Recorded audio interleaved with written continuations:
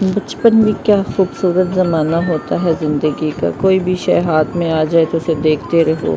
جیسے ہمارے گھر کا یہ بچہ عیسیٰ جو ہے وہ اس گاڑی کی لائٹس کو بھی بہت شوق سے دیکھ رہا ہے اور میوزک سے بھی بہت لطف اندوز ہو رہا ہے، اور یہ یہی ایکسپلور کرنے کی کوشش کر رہے ہیں کہ یہ لائٹیں کہاں سے آ رہی ہیں۔ بچپن کی زندگی میں بس کھیل کود ہوتا ہے، مزے ہوتے ہیں کھلونوں سے کھیلتے کھیلتے۔ جب ہم ذرا آگے بڑھتے ہیں تو پھر ہمیں زندگی کی سمجھ آنے لگتی ہے۔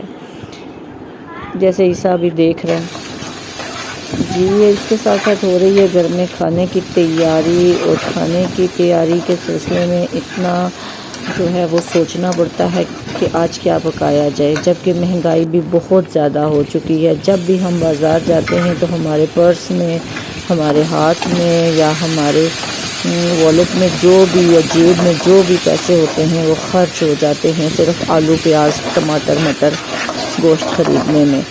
اب بالکل سیونگ کا تصور ہی ختم ہوتا جا رہا ہے۔ بجلی کے بل بڑھ چکے ہیں، طرح طرح کے اخراجات نکل آتے ہیں، اور انسان سوچتا ہے کہ کیسے گزارا کیا جائے۔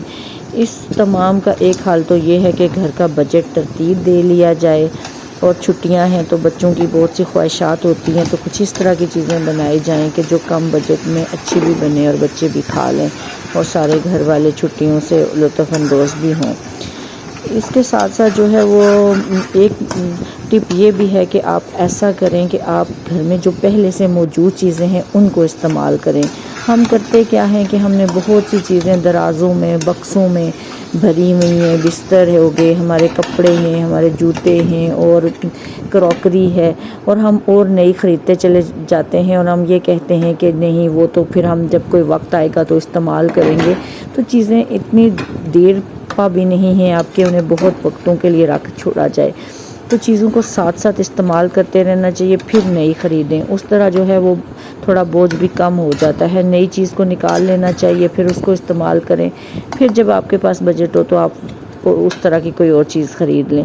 تو ہمیں پہلے دیکھنا چاہیے کہ ہمارے خریداری جو ہے وہ اس کا رخ کس طرف موڑا جائے، یعنی کیا ہم نے صرف چیزیں خرید کے بکسوں میں اور الماریوں میں بھرنی ہے، یا اس کا کوئی اور حل بھی ہے۔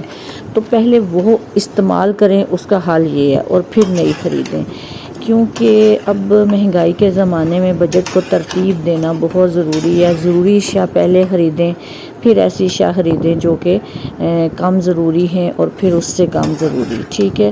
تو ضروریات زندگی کو پورا کرتے کرتے ہی انسان جو ہے وہ اپنی زندگی کے بہت سے اچھے دن گزار دیتا ہے۔